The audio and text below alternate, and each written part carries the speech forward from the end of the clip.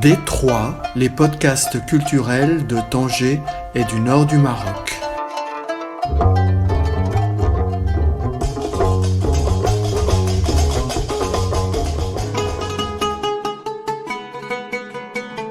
La figure de la société civile tangéroise, Assia Ben Othman, est aujourd'hui à la retraite. Elle en profite pour faire publier les œuvres qu'elle a mis une vie à écrire entre poésie et nouvelles, tout en préparant son premier roman sur la vie épique de son grand-père, commandant sur le remorqueur des sauvetages dans le Détroit. L'écrin des repères est le premier livre d'Assia Ben Othman paru chez les frères Sleki.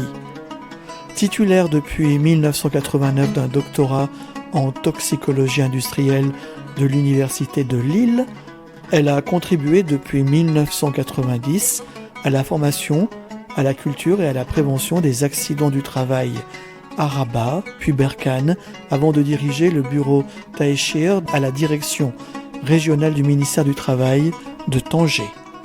Elle a donc passé une vie à militer pour des meilleures conditions pour les ouvriers et à œuvrer pour un meilleur respect des droits dans tous les champs qui concernent l'humanité. La 4e plage musicale de cet entretien, Rue du Village, est écrite, co-composée et interprétée par Nada Jaim, la fille d'Assia Ben Othman.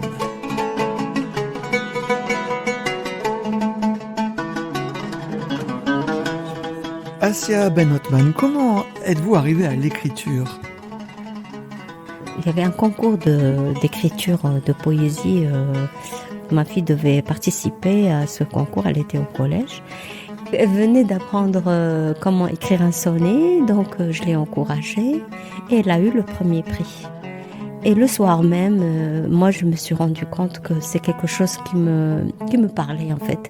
J'avais besoin de m'exprimer en poésie et donc j'ai commencé à partir de là et je n'ai pas arrêté. Par la suite, je suis passée aux nouvelles. Vous avez eu le prix George Sand, je crois. C'est quoi ce prix ? C'est un prix international d'écriture de nouvelles en francophone.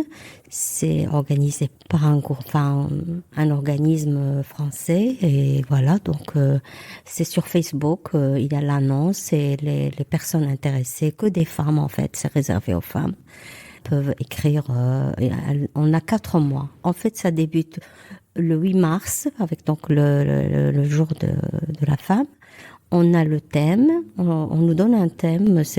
Par exemple, c'était retour aux sources, après c'était le nouveau départ, après etc. Et donc on a du 8 mars jusqu'au 22 juin ou 20 juin. Et là donc on doit envoyer la nouvelle et attendre jusqu'en septembre pour connaître les résultats. Et c'était une nouvelle primée certes, mais qui portait sur quoi ? La mienne est portée sur l'histoire d'une femme. Voilà, donc je l'avais intitulée Le tapis intérieur. Ça correspondait à la nouvelle de 2023 qui était sur le retour aux sources. Voilà, ça correspondait à ce que je racontais complètement dans cette nouvelle. Quelle est la différence pour vous entre la littérature et la poésie ? Pour moi, c'est pas la même chose. Je ne sais pas comment vous l'exprimer. J'écris de la poésie, c'est l'euphorie du moment. C'est-à-dire que j'écris pour satisfaire une envie de beauté, en fait. De partager une beauté, d'écrire quelque chose qui va me faire du bien. Et la littérature, c'est un peu plus de travail parce que il y a cette beauté-là, mais en même temps, il y a le défi de raconter une histoire du début à la fin, avec une intrigue, avec une belle chute, etc. Donc, c'est un autre bonheur, tout simplement. Nous nous rencontrons à l'occasion de la sortie de L'écrin des repères, qui est un recueil de nouvelles publié chez Sleki Frères. Comment avez-vous constitué ce recueil de nouvelles ? Ça s'est fait sur plusieurs années en fait, parce que quand j'ai commencé à faire de la poésie, pas tout de suite, peut-être 2 ans ou 3 ans après, j'ai été sur Facebook et sur Facebook j'ai croisé des concours de nouvelles. Au début, c'était sur un groupe. On m'avait invité dans ce groupe et donc chacun donnait, les membres du groupe donnaient un nom, n'importe lequel. On avait sur Messenger une liste de mots et l'exercice consistait à utiliser tous les mots. Il ne faut pas qu'un mot, celle de la liste, ne soit pas dans l'exercice, sinon... Et moi, ça m'amusait incroyablement. Et je réussissais à chaque fois l'exercice. Vraiment, j'étais surprise moi-même. Voilà, c'est commencé comme ça. Et après, il y a eu d'autres histoires plus personnelles dont j'avais ressenti le besoin de les exprimer, de les écrire. Mais alors ça, c'est un jeu de mots en fait. Est-ce qu'on fait de la littérature sur un jeu de mots? La littérature sérieuse, bien sûr. Mais la mienne, elle a démarré comme ça. Donc après, bon, c'était le concours Georges Sand auquel je continue de participer. Donc j'ai participé en 2022, 2023, 2024, 2025, et j'attends le 2026 en mars. Le 8 mars, ça sera donc le départ. Mais en même temps, maintenant, j'ai comme une addiction. S'il y a une histoire qui me parle, pour laquelle je ressens de l'émotion, voilà, je suis en train d'écrire une nouvelle, mais qui n'a rien à voir avec ces deux concours, en fait. C'est une chose que j'ai envie d'exprimer en ce moment. Comme vous parliez de sonnet en poésie, il y a des formes qui sont des contraintes, des astreintes. Est-ce qu'il vous faut des astreintes en littérature pour écrire ? Je veux juste qu'il y ait un peu de poésie dans ce que je dis, dans ce que j'écris. Ça, c'est le compliment, le meilleur compliment qu'on pourrait me faire. C'est me dire que dans vos textes, il y a de la poésie. Même si c'est pas de la poésie, mais que on ressent de la poésie. Comme moi, quand je lis, par exemple, Saint-Exupéry, je ressens énormément de poésie. Surtout, par exemple, dans La Terre des Hommes. Pour moi, ça reste au sommet de ce qui est poésie en littérature. Ça, c'est mon point de vue personnel. C'est mon impression à moi. Donc, voilà, s'il y a de la poésie dans mes textes en prose, ça, c'est vraiment, pour moi, c'est le bonheur parfait. Et alors, quelle est votre recette poétique dans votre prose ? Je sais pas, j'essaie de garder un rythme, de l'émotion, beaucoup de choses comme ça. Ça se ressent en fait, ça ne s'explique pas malheureusement, on peut pas tout expliquer en poésie. Et heureusement, il n'y a pas de recette pour tout. Vos nouvelles sont, bien que je crois que vous contestiez cette remarque, mais sont très autobiographiques. Comment expliqueriez-vous ça ? Celle-là, oui, celle-là, cet ensemble-là, c'est le premier. Oui, effectivement, il y a beaucoup d'autobiographies, beaucoup de choses personnelles. Mais ça va changer. Ça changera, je pense, au prochain recueil de nouvelles parce que ça sera pas totalement moi, disons. La nouvelle, c'est un choix. Pourquoi plutôt la nouvelle que le roman ? Parce que c'est rapide. C'est rapide à lire, c'est rapide à écrire. Parce que le roman, c'est pas évident, hein. Il faut écrire sur plusieurs pages le même sujet. Mais je suis en train d'écrire un roman. J'ai un roman qui est en cours et puis donc je le fais en parallèle avec les nouvelles que je fais.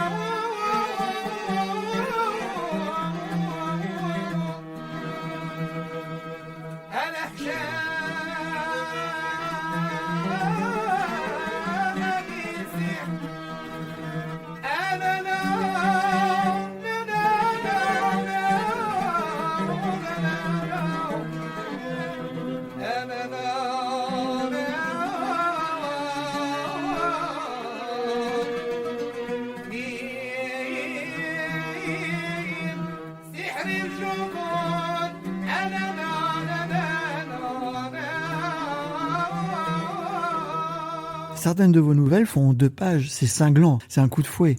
Ça vient comme ça, hein. Quand je termine, je dis bon, ça va, c'est bon, elle est finie, je vais la laisser comme ça, je vais rien rajouter. Alors essayons de voir quels sont les sujets traités par cet écrin des repères. Vous parlez de la petite bonne, Rimo. C'est pas une petite bonne, enfin, disons, elle est chez elle, Rahimo. C'est pas une petite bonne, mais bon, c'est vrai que les enfants, les filles, chez elles, elles font le ménage pour les parents, pour les frères, pour ça, on va pas, c'est une réalité, hein. On a grandi comme ça, même maintenant, moi, j'accepte pas, en fait. Je défends les femmes, les jeunes filles, et donc doivent aller aussi à l'école, qui doivent s'occuper uniquement de leur ménage à elles, pas celui des autres. C'est pour ça que je pensais que Rimo était une petite bonne, parce qu'en fait, elle ne va pas à l'école. Elle va pas à l'école, mais elle est chez ses parents, de toutes les façons. Elle travaille pas. Mais Rahimo, c'est vrai que par la suite, quand elle est venue de Tchar Ramla à Tanger, elle a vécu comme femme de ménage.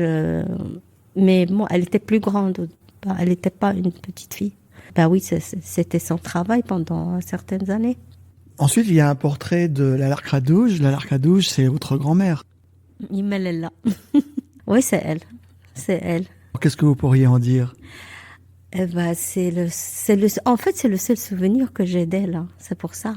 En fait, j'ai fait une capture d'images de mes souvenirs. Que ce soit pour Lalla Kradouj ou pour le dernier voyage qui représente donc le décès de mon père, c'est les seuls éléments que j'ai. Et pour ne pas perdre ces éléments-là, j'ai eu besoin donc ça c'était ni concours ni rien du tout, donc c'était une envie de capter ces souvenirs et de les marquer, de les écrire noir sur blanc et pour les garder. Fixer la mémoire. Fixer la mémoire, voilà. Et ils rentrent dans l'éternité. Votre artiste en terre inconnue, c'est qui? On pourrait penser que c'est Ahmed Yacoubi ou Rarbaoui. Celui-là, c'est pas autobiographique. Non, c'est de l'imagination. C'est votre totale imagination. Alors pourquoi envoyer un artiste comme ça à New York, je crois, non? Oui, je sais pas. C'est comme ça m'est venu. Pourquoi pas? Oui. Mais lui, il est artiste clown. Bon, c'est mon envie de montrer de l'humain à l'échelle internationale, en fait. Donc, pourquoi pas? Enfin, j'ai vécu aussi dans un pays froid. J'ai connu la première neige, les sentiments qu'on pouvait ressentir en venant soi-même d'un pays chaud. Et donc, cette différence, cette beauté, tout ça. Donc, j'ai voulu inclure tous ces ressentis dans cette histoire. Le statut d'exilé, en fait. Oui, le statut d'exilé, oui. Et puis, donc, les repères, en fait, on les perd et puis on peut les réinventer, les retrouver ailleurs. C'est pas un problème. Il faut juste que ces repères-là soient protecteurs. Faut pas oublier que c'est toujours des histoires de repères, effectivement, puisque c'est l'écrin des repères. Oui. Sous le brouillard, un phare. Oui, sous le brouillard, un phare. Justement, celle-là, elle fait partie des nouvelles qui ont été faites à la suite de la liste de mots. Donc, vous avez remarqué qu'il y a des mots. D'ailleurs, j'avais fait lire à un ami, il m'a dit, mais que vient faire le Père Noël, la femme qui ne croit pas au Père Noël, à l'histoire de cette maman avec sa fille? J'ai dit, faut pas poser des questions. Il n'y a pas que ça. Il y a un certain nombre de mots que j'ai inclus dans l'histoire parce que j'étais obligée de le faire. Hello du cygne, c'est quoi? Alors, ça c'est fort. Ça m'a demandé des efforts. Elle est sortie de mes entrailles, celle-là. C'est douloureux, c'est très très douloureux comme épisode. Ça parle de moi. Voilà. J'ai vécu des années très très difficiles. Donc j'avais un entourage toxique, c'est pas le mot. C'est peut-être toxique multiplié par 1000 ou à la puissance 1000. Mais bon. Maintenant que j'en parle, que je l'écris, que ça va.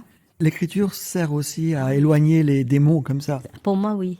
Une fois je l'écris, c'est comme si j'ouvre la porte, je sors et je ferme la porte. Je ferme tout. Autant que le jasmin, c'est la révolution. Oui, ça c'est la révolution. C'est pas autobiographique non plus. C'est juste une histoire comme ça que je me suis dit qu'elle pourrait être arrivée sur Facebook, voilà, où il y a des rencontres et puis il y a cette évolution en Tunisie qu'on a vécue, donc en direct, disons, sur les réseaux sociaux. Et voilà, donc j'ai imaginé cette histoire. Il y a de la poésie dedans aussi, il y a de l'amour. Et la dernière nouvelle, c'est le pacte de la Jouvencelle. Et là, c'est sur la Palestine, c'est sur l'engagement des jeunes. Ça, totalement. Bon, tout début, en fait, bon, c'est avec celle-là que j'ai participé au concours de 2024. Je n'ai pas gagné, mais bon, je m'y attendais, vu le thème. Alors, quand je l'ai commencé, c'était pas pour parler de la Palestine. Je parle de la jeune fille qui part, parce que le thème, c'était un nouveau départ. Donc, je dis, la jeune fille, elle part dans le train, enfin, dans le bus, etc. Mais après, donc, c'est arrivé les atrocités que j'entendais avec ce qui se passait sur Gaza. Un génocide de plus en plus fou, de plus en plus violent, de plus en plus incroyable. Je pouvais pas faire autrement que de continuer dans ce thème. Donc voilà, je me suis dit, allez, cette jeune fille, elle va rencontrer d'autres jeunes filles, et puis comment elles vont réagir à ce qui se passe, qu'est-ce qui est dans leur pouvoir de faire, est-ce qu'elles pourraient faire quelque chose, en fait. Ne serait-ce qu'en parler, c'est déjà, enfin, c'est un minimum. C'est un minimum. Donc, je me suis mise un peu à leur place, et voilà, donc chacune disait quelque chose sur les atrocités. Et voilà, donc je finis par cette note d'espoir en me disant que peut-être que si tous les jeunes se mettaient d'accord pour crier à l'horreur, peut-être que les pouvoirs pouvaient faire quelque chose.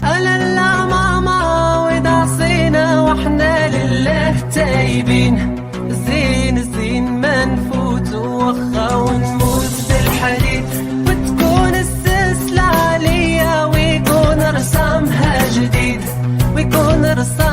جديد بكل خلالة خراس كبار ونبالة ومية ريالة باش نكفي حسن ماما هكا ماما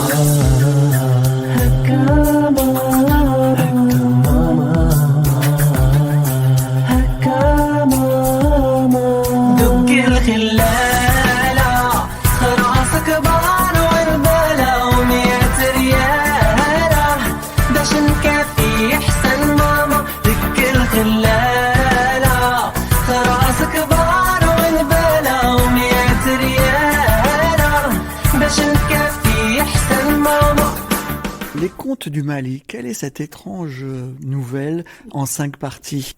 C'est un conte qu'on me racontait quand j'étais petite, c'était Mohamed Lemlih.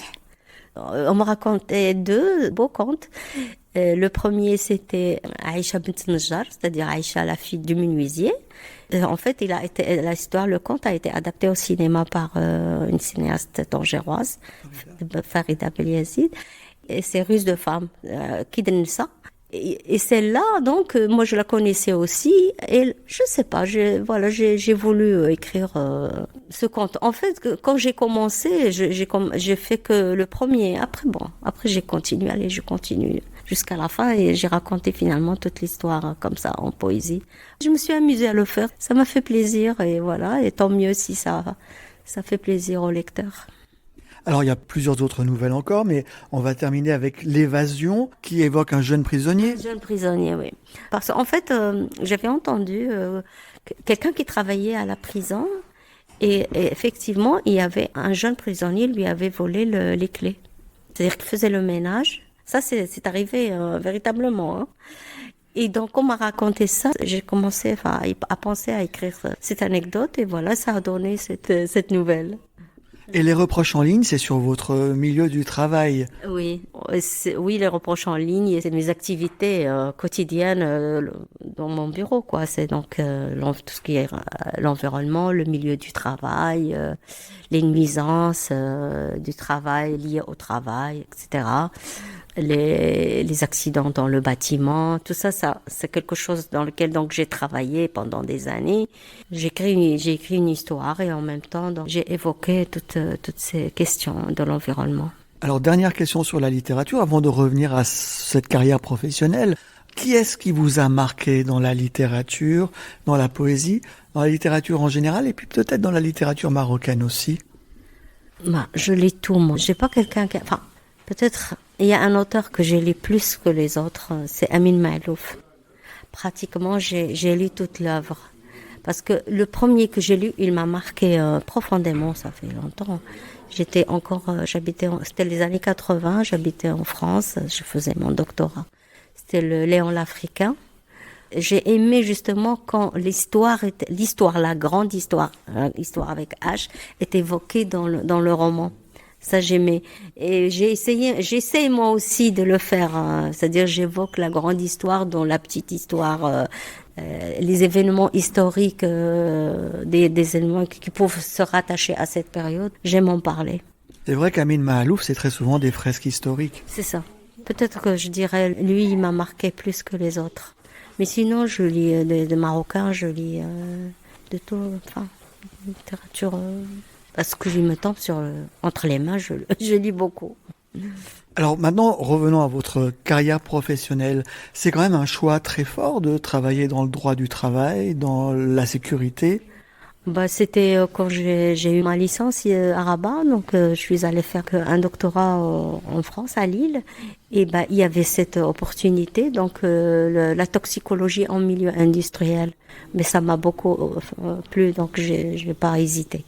J'ai fait beaucoup de médecine du travail et puis l'hygiène, la sécurité, la métrologie d'ambiance, comment mesurer le bruit, la poussière, tout ça. C'était trop technique plutôt, donc plus que le droit. Le droit, c'est plus quand j'ai commencé à exercer au Maroc que je devais connaître le droit marocain dans ce domaine. Donc c'était nouveau, il y avait une nouvelle loi justement, parce que dans le code du travail marocain avant, on s'intéressait pas beaucoup à l'hygiène et la sécurité. C'était vraiment, ça n'existait pas. Moi, j'ai assisté au début de ça. C'est ça. Est-ce que vous pensez que vous avez contribué à faire évoluer ce domaine très important? Moi, je crois que si, parce que on m'a demandé de faire des formations aux inspecteurs du travail, parce que les inspecteurs du travail c'était des juristes, donc ils n'avaient aucun regard sur justement cet aspect hygiène et sécurité. Donc j'ai fait des séances de formation en métrologie d'ambiance et puis sur les nuisances que pouvait rencontrer n'importe quel salarié dans n'importe quelle entreprise, dans n'importe quel poste, parce qu'il y a toujours des risques professionnels.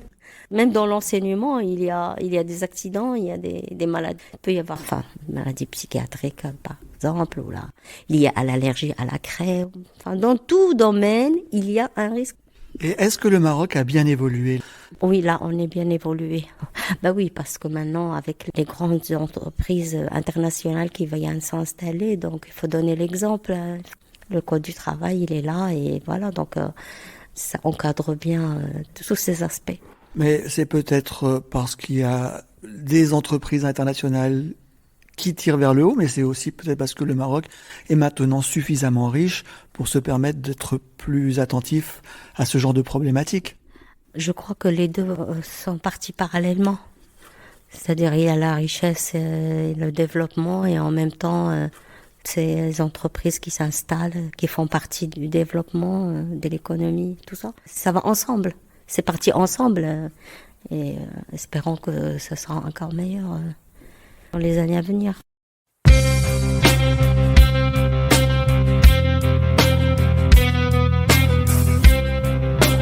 wish you found the one. I wish you found true love this time. I wish he's not like me. Cares enough. I wish he says the right word in time. I wish he betters me.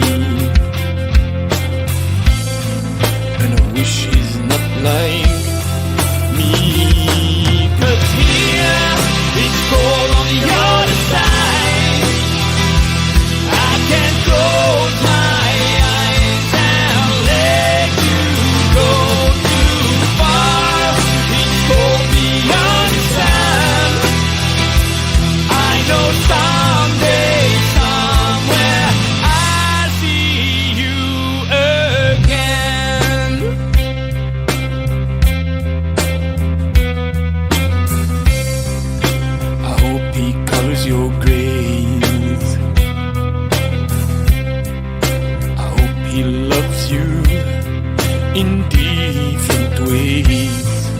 I hope he's not the same. I hope he understands. I hope he knows how to ease your pain. I hope he treats you well. I hope he's not the same.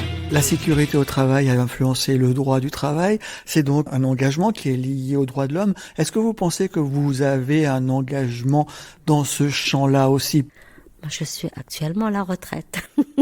Donc, je n'ai plus aucun contact avec ce domaine, à vrai dire. Mais j'espère que les générations qui sont derrière moi vont continuer le travail. Mais on voit par ailleurs que vous êtes quand même assez actif, par exemple, à nouveau sur la Palestine et Gaza. Oui, mais ça, c'est humain. Je ne peux pas me considérer un être humain si je ne donne pas de l'importance à ça, si je ne suis pas, non. Pour moi, c'est pas possible. Je ne peux pas. Autant mourir, franchement.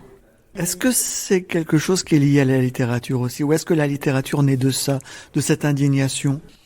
Bon, la littérature, elle naît de l'indignation, la poésie aussi.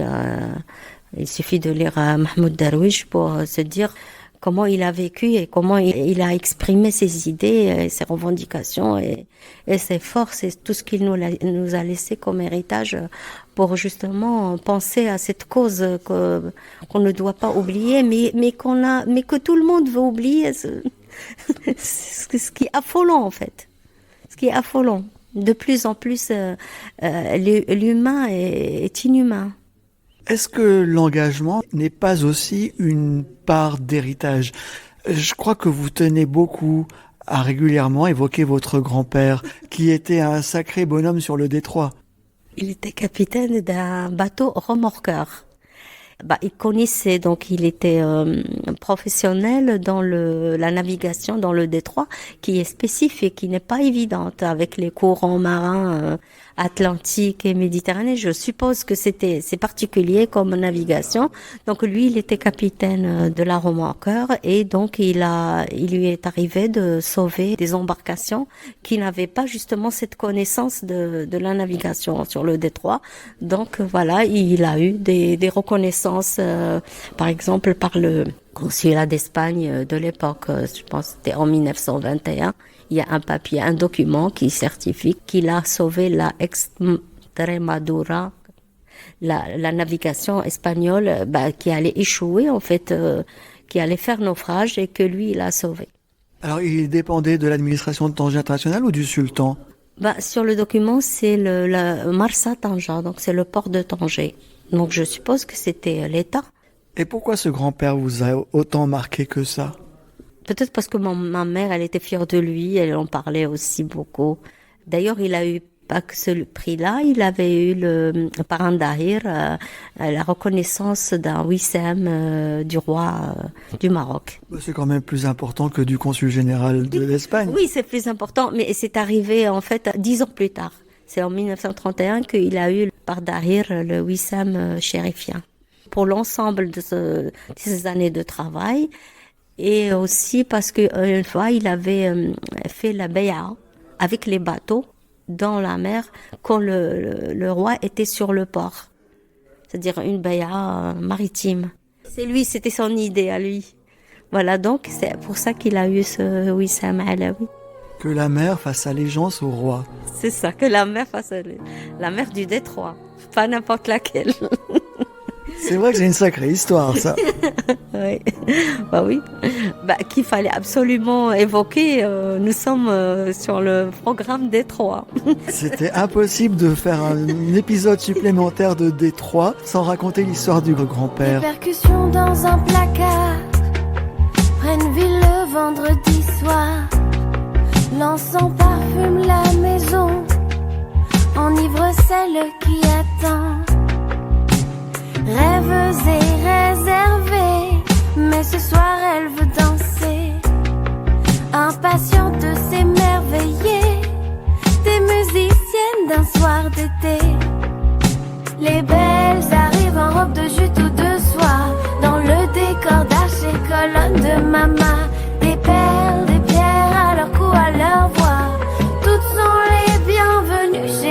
تسمع هناك من يسمعها حديثها رقص وغنى تهدي لمن فهمها فلا خوف ولا خجلا حين اللحن يخطفها به تعبر عن كيانها.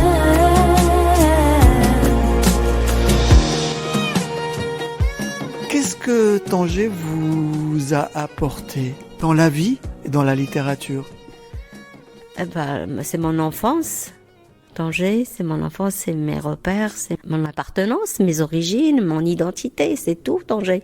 Et quand je suis partie, elle a toujours été dans ma tête et finalement, les circonstances ont fait que je revienne. Parce que en plus, quand j'étais ailleurs, j'étais pas heureuse, donc il fallait absolument que je revienne ici, là où j'ai été heureuse et alhamdoulilah, où je me sens bien aussi. Et qu'est-ce que c'est pour vous être tangéroise? C'est être en contact avec des gens de partout. C'est Tanger, c'est particulier. On n'est pas que des Marocains, non. On est déjà des Marocains de tout le Maroc. Et les gens, quand ils viennent s'installer à Tanger, ils veulent vraiment appartenir à cette terre. Et puis même les gens qui viennent d'ailleurs, quoi, d'autres pays, partout. Est-ce une source d'inspiration? Très grande source d'inspiration, en ce qui me concerne, oui. Je me rends compte que je ne pourrais pas vivre ailleurs. Peut-être que je pourrais voyager, mais toujours revenir. C'est le propre des Tangérois, toujours revenir. Et vous, qu'est-ce que vous avez apporté à Tanger? L'écrin des repères. J'espère que j'ai apporté l'écrin de repères, qu'il sera lu. Et puis il y en aura d'autres. J'espère. Le roman, en fait, ce sera certainement l'histoire de mon grand-père, en fait. De ce grand-père, toujours. Parce que lui, qu'est-ce qu'il a fait? Quand il était plus âgé, il était capitaine. Mais à 15 ans, il est parti clandestinement dans un bateau pour la Mecque. Bon, il a fait le pèlerinage en tant que clandestin. Voilà, donc c'est un peu Ibn Battuta, lui. Pourquoi faire le clandestin pour aller faire le Hajj? Oui, parce qu'il était pas, je suppose, il était encore jeune. Donc il n'avait pas les moyens pour aller... comme tout le monde, enfin je suppose. Donc il s'est caché peut-être. Je connais pas les détails, mais je sais qu'il est parti. Il est resté 6 mois. Après il est revenu chez sa famille. Il leur a dit voilà j'ai été jusqu'à la Mecque. Et moi je vais tisser une histoire à partir de ça. C'est assez étrange qu'une petite fille fasse renaître son grand-père comme ça. Mais ça s'explique pas, je sais pas. Voilà, c'est des attachements. Je suis comme ça. Parfois, je me mets à imaginer telle personne que je ne connais pas qui est décédée, comment elle aurait parlé, comment elle aurait agi. Mais quand j'ai des choses, quand j'ai des éléments, j'aime les enrichir avec mon imagination. Dernière question. C'est vous qui avez choisi que l'on fasse cet entretien dans cette extrêmement agréable maison d'hôtes où séjourne souvent Hamza Boulaïz avec sa troupe Spectacle pour tous. Il répète ici souvent l'été. Pourquoi Dar Tanja? Dar Tanja, j'adore ce lieu, voilà, donc ça peut être en même temps calme et en même temps très festif, ça dépend des occasions. J'aime bien, c'est l'emplacement, c'est pas loin, très loin de la ville, mais en même temps on a le calme de l'éloignement. Et puis c'est bien fait, c'est joli, c'est spacieux, c'est pour ça.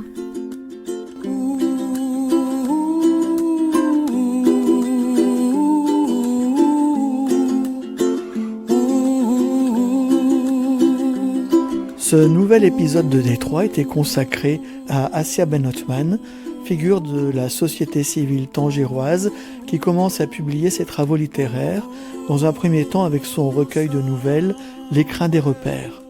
Entretien réalisé dans la maison d'hôtes Dar Tanja, dont nous remercions chaleureusement les propriétaires et le personnel pour leur accueil si gentil et généreux, dans le quartier Andalusia, près du Golfe, en novembre 2025.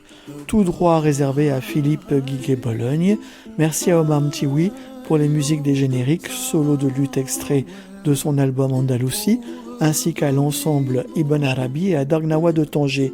La playlist de cet entretien, établie par Assia Ben Othman et Philippe Guiguet-Bologne, est composée des morceaux de Cher Ahmed Zeytouni et l'orchestre de Tanger, le Koudam du 5e mouvement Inchad, Faisal Azizi à Kamama, Lazy Wall, Cold, Nada Jahin qui est la fille de Assia Ben Othman, rue du village, et Israël Kamakawiwo'ol, Somewhere Over the Rainbow, les 5 morceaux ayant été gentiment empruntés à leurs ayants droit.